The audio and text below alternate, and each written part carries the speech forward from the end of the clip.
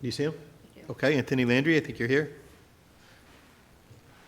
Chair Gordon, Chair Brady, thank you for your time this morning. I'm here to advocate for the 911 bill, to have them recognized as public safety first responders, which is Bill H.2667.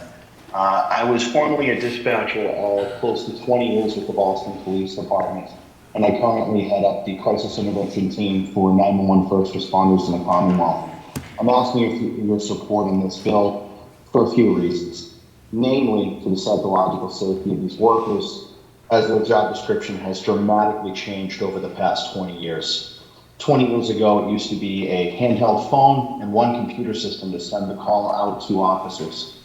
Now we're looking at about 7 to 8 computer screens. These people are now analyzing gunshots coming in through shot spotter systems. And this past year, they implemented something called text to video, which now, instead of just hearing it and being present when you hear someone's voice, you can actually see the incident going on if you text a link from a dispatcher to a person in need of services. Let's say we have an elderly person who may have dementia, or an autistic child who may not know where they are. The people in the chair can now see where these people are and try to identify landmarks or street names to expedite the fashion in which they are served.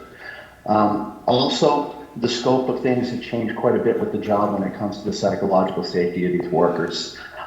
They have often been at the kids' table at Thanksgiving, I like to say, when it came to resources for mental health.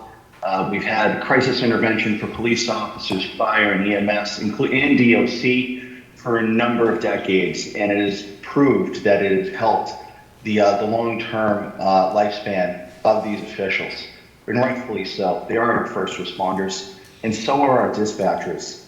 I know on Christmas morning, I was running the crisis intervention team a few years ago, and there was a horrific incident in Boston where we had a mother take her life along with her 2 children.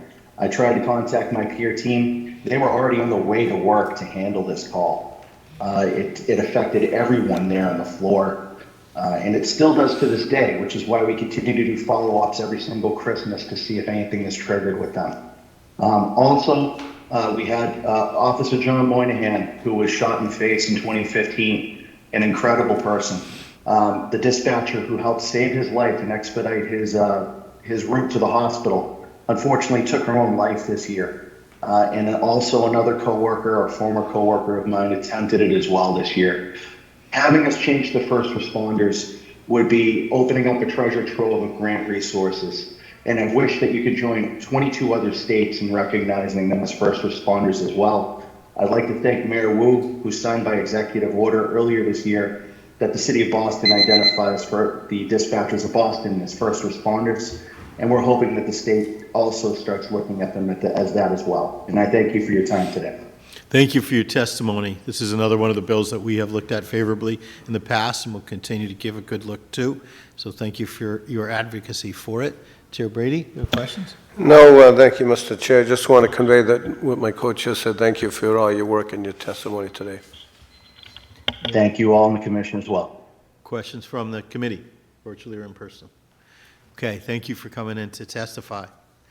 We have Thank you.